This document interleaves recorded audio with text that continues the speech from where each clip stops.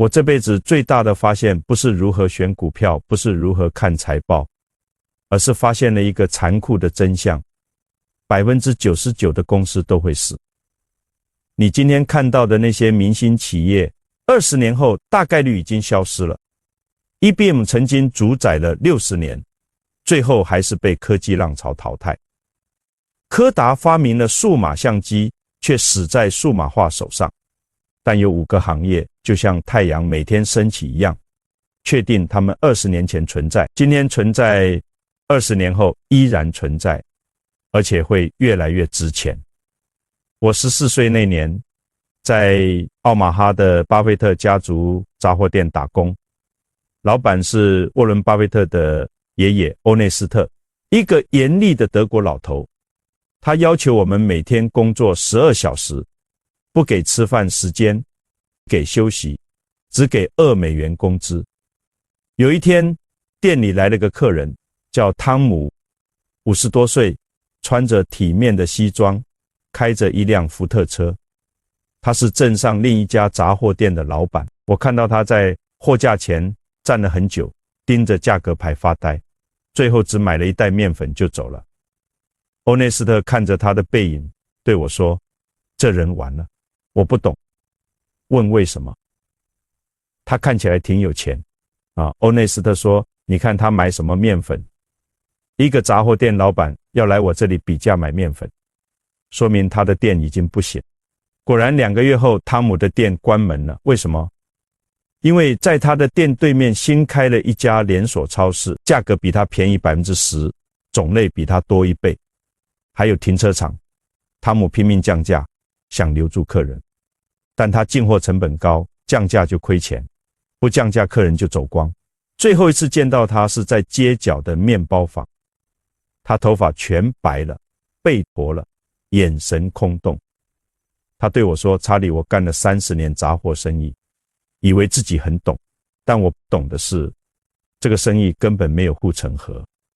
任何人都能开杂货店，任何人都能比我便宜。我输给的不是竞争对手，我输给的是这个行业的本质。”那一刻我14岁，但我记住了一句话：没有护城河的生意就是在裸奔。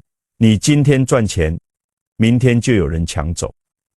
这就是为什么我后来和沃伦从来不投完全竞争的行业，杂货店、餐馆、服装店、小工厂，这些生意看起来简单，实际上是最难的，因为门槛太低，竞争太激烈，护城河为零。我有个朋友，我们叫他托马斯，是一名保险精算师。1970年代，他进入一家叫做盖口的保险公司工作。那时候华尔街的分析师都看不起保险业，觉得这是个低增长、无聊透顶的行业。托马斯的同学们都去了 IBM、通用电气这些性感科技公司，他们嘲笑托马斯：“你这辈子就在保险公司数钱算概率吧。”但托马斯没有离开，他只是每天兴高采烈地去上班，晚上回家陪家人。他的工资不高，但公司每年给他一些股票期权，他也不卖，就这么拿着。40年过去了，2010年我最后一次见到托马斯，他已经退休，住在加州的海边别墅，开着一辆很普通的本田车，穿着 polo 衫和牛仔裤，完全看不出是个富翁。他对我说：“查理，我这辈子只做对了一件事，我待在了一个有浮存金的公司。”什么是浮存金？就是客户先把保费交给你，等未来出险再理赔。这中间的时间差，你可以拿去投资，每年有几百亿美元的浮存金。而托马斯持有的那点股份，40年涨了几百倍。他说那些去 IBM 的同学，公司早就不行了。那些追逐风口的人，一个泡沫破了就全没了。但保险这个生意，只要人还活着，就永远需要保险。心里很清楚，他赢的不是运气，而是选对了行业，一个有护城河的行业。第一个永不过时的行业是保险。人类对不确定性的恐惧。让我告诉你什么叫真正的好生意。好生意不是利润有多高，不是增长有多快，而是一个词，必须保险，就是这样的生意。只要人活着就有风险，只要有风险就需要保险。这听起来很简单，但这个简单的道理，99%的投资者都理解错了。他们以为保险公司是靠收保费赔损失赚钱。错，真正聪明的保险公司是靠浮存金赚钱。什么叫浮存金？你今天买一份寿险，交10万美元保费，但你不是今天就死，可能要30年后才用到这笔钱。这30年里，这10万美元在保险公司手里，公司拿它去投资，去买股票，去买债券。就算最后赔给你10万美元，中间赚的投资收益已经是天文数字了。伯克希尔哈撒韦的保险业务给我们提供了1600多亿美元的浮存金，这相当于别人免费借给我们1600亿去投资。世界上哪有这么好的生意？很多人说保险行业竞争激烈，利润率低，说的没错。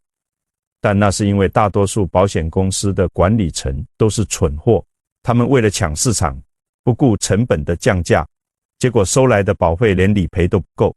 聪明的保险公司怎么做？宁可少做生意也要保证盈利。盖口就是这样，他专做低风险业务，拒绝那些高风险的单子。看起来市场份额小了，但每一单都赚钱。更重要的是，每一笔保费都能变成浮存金。这就是护城河，别人学不来，因为别人没有这个定力。20年后，保险行业还会在，因为人类对死亡、疾病、事故的恐惧永远不会消失，而且随着社会越来越富裕，人们会买更多的保险。这不是我的预测，这是人性的必然。1972年，我和沃伦看中了一家糖果公司，叫 See's Candies， 这是加州最大的盒装巧克力制造商。公司每年营收3000万美元，利润400万美元，但卖家要价2500万美元。沃伦觉得太贵了，他说：“查理，账面价值只有800万美元，为什么要付2500万美元？”我对他说：“沃伦，有些东西不在账面上。你去加州问问，情人节的时候，男人拿着一盒没有品牌的巧克力，对女朋友说：‘亲爱的，我买了最便宜的。’你觉得会发生什么？”沃伦笑了，他明白了。我们买下了 See's Candies， 然后我们发现了一个惊人的秘密：我们每年可以提价 10%， 没人在乎。客户不是买糖果，他们买的是一个确定性。确定性就是当你拿出那个蓝白相间的盒子，对方的脸定会亮起来。这种确定性从1972年到现在50多年过去了，公司没有增加任何新工厂，没有扩张到全国市场，但他赚的钱超过了我们当初投资的几百倍。有一次，一个 MBA 学生问我：“蒙格先生 ，See's 为什么不扩张到全美国？为什么不开连锁店？为什么不降价抢市场？”我说：“年轻人，你知道什么叫护城河吗？护城河就是当你有定价权的时候，千万别破坏它。See's 在加州和西海岸有护城河，但如果跑到纽约，那里的人根本不知道 See's 是什么。我们为什么要去一个没有护城河的地方打仗？很多企业家的问题是，他们把增长当成了目标。错了，增长不是目标，盈利能力才是目标。See's 教会了我一个道理：品牌，尤其是有定价权的品牌，是这世界上最好的资产，没有之一。第二个，永不过时的行业是品牌消费。人类对确定性的渴望。什么是品牌？很多人以为品牌就是知名度，就是广告。错了，品牌的本质是一个词：信息优势。当你看到可口可乐，你不需要研究成分表，不需要做市场调查，不需要问朋友，你知道它会是什么味道。这就是信息优势，它让消费者不用思考就能做决定，而不用思考的决定是最有价值的决定。我们研究了可口可乐100多年的历史，发现了一个惊人的事，这家公司的成功不是因为它的配方，而是因为它在消费者大脑里占据了一个位置，这个位置叫做快乐。全世界每天有20亿人次喝可口可乐，他们不是因为口渴才喝，而是因为这个红罐子代表了某种情感，这种情感值多少钱？1988年，我们开始买可口可乐的股票，当时市盈率15倍。很多人说太贵了，但我们看到的不是市盈率，我们看到的是，如果给你1000亿美元，让你建立一个能打败可口可乐的品牌，你能做到吗？答案是可能。全世界的消费者已经认可了可口可乐，这个认知是100年累积出来的，你花再多钱也买不来，这就是护城河。沃伦说过一句话，我很喜欢，如果你让我用1000亿美元去打败可口可乐，我连该怎么开始都不知道。品牌的威力就在这里。20年后，可口可乐还会在，因为人类对确定性的需求永远不会消失，而品牌就是确定性的化身。我认识一个工程师，我们叫他汉斯，他在慕尼黑一家工具制造公司工作了一辈子，这家公司叫博士，做电钻和五金工具。1980年代，日本和中国的廉价工具大举进军欧洲，市场价格只有博士的一半。汉斯的很多同事都很恐慌，觉得公司肯定要完蛋。但汉斯不担心，他说我们做的不是工具，我们做的是可靠性。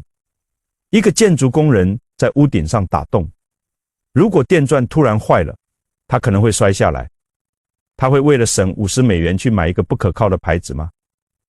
汉斯是对的，博士的市场份额不但没有下降，反而上升了。为什么？因为职业用户不在乎价格，他们在乎的是工具会不会在关键时刻掉链子，这就是品牌的力量。最后一次见到汉斯是2015年，他已经退休，拿着丰厚的养老金和股票分红。他说，查理，那些去追逐高科技的同学，有的公司倒闭了，有的被并购了，但博士一直在，而且越来越强。他告诉我一个数据，博士在欧洲的品牌忠诚度超过 90%， 意思是用过博士的人下次还会买博士，这种忠诚程度是无价的。第三个永不过时的行业是必须的基础设施，网络效应的胜利。让我问你一个问题，你会在家里装2套电网吗？你会在城市里建2套铁路吗？当然不会，因为这些都是自然垄断。什么叫自然垄断？就是由于巨大的初始投资，竞争对手根本没办法进入。我们2010年收购了 BNSF 铁路公司，花了440亿美元，是伯克希尔历史上最大的一笔收购。很多分析师说我们疯了，铁路是19世纪的生意，未来是无人机，是自动驾驶。我和沃伦只是笑笑，让我告诉你，为什么铁路永远不会过时。第一，美国有3万公里的铁路网，如果要从头建一个相同规模的网络，需要1000亿美元，可能还要100年时间。谁会这么干？没人。第二，铁路是最节能的陆地运输方式。一列火车可以运送相当于280辆卡车的货物，而且能耗只有卡车的1×3。只要能源有成本，铁路就有价值。第三，网络效应。BNSF 连接了美国西部2×3的地区，任何公司要运货，都必须用我们的网络。这不是因为我们服务好，而是因为没有别的选择。这就是护城河最强大的那种护城河。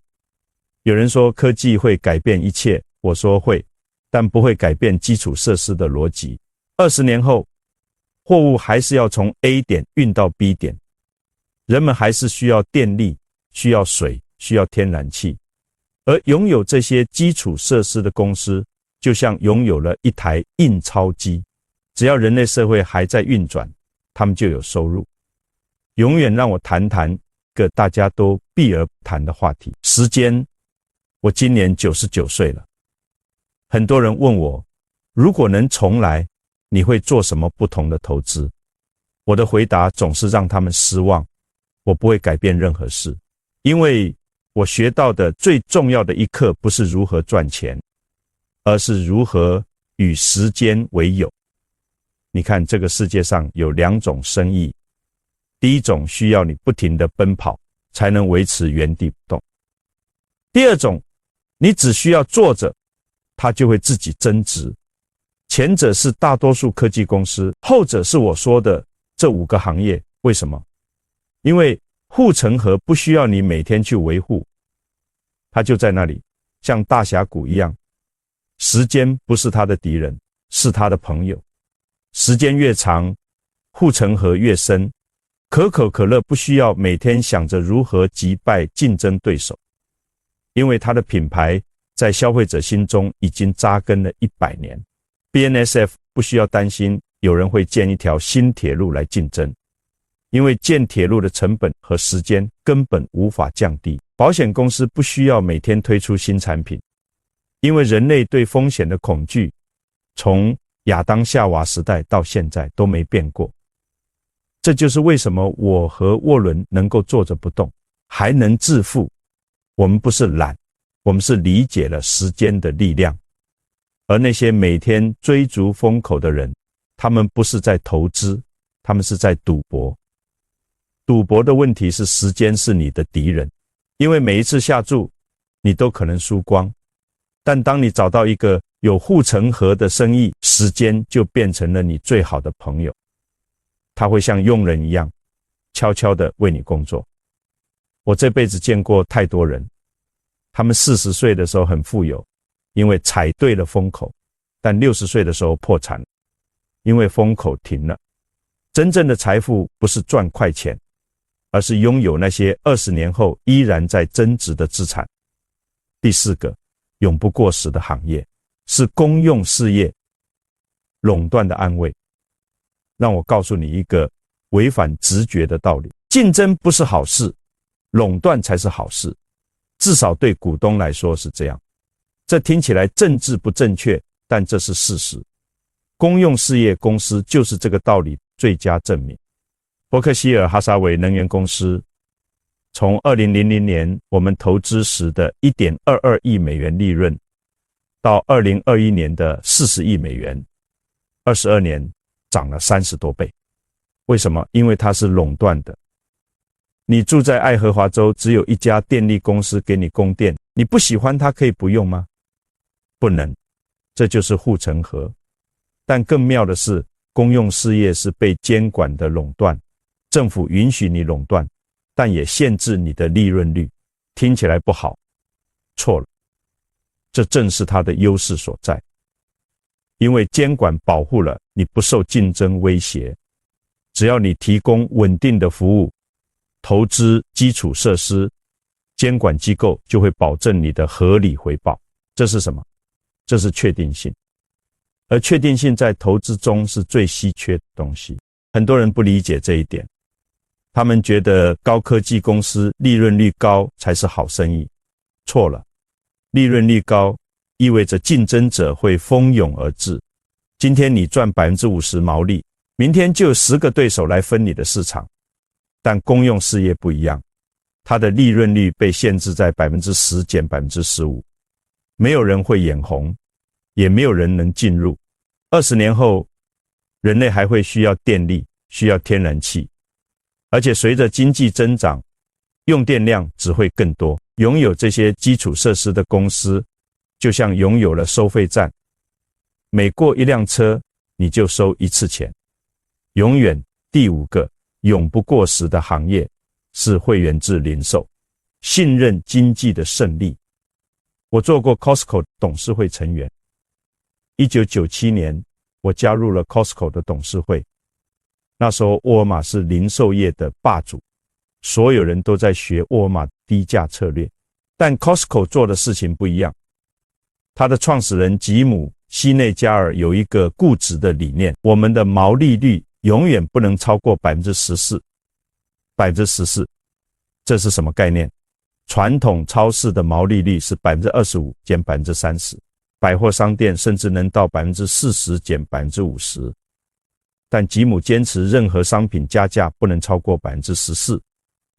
如果供应商给的价格让 Costco 无法控制在 14% 以内，他们就不卖这个商品。华尔街分析师说他们是傻子，为什么不多赚一点？顾客又不知道成本是多少，你加价 20%， 他们也会买。但吉姆说，我们要的不是今年的利润，我们要的是会员辈子的信任。Costco 是会员制，你要先交$60年费才能进去购物。这个模式创造了一个奇迹，会员续费率超过 90%， 意思是一旦你成为 Costco 会员，你几乎不会取消。为什么？因为你知道在 Costco 买任何东西你都不会被坑，这种信任建立了护城河。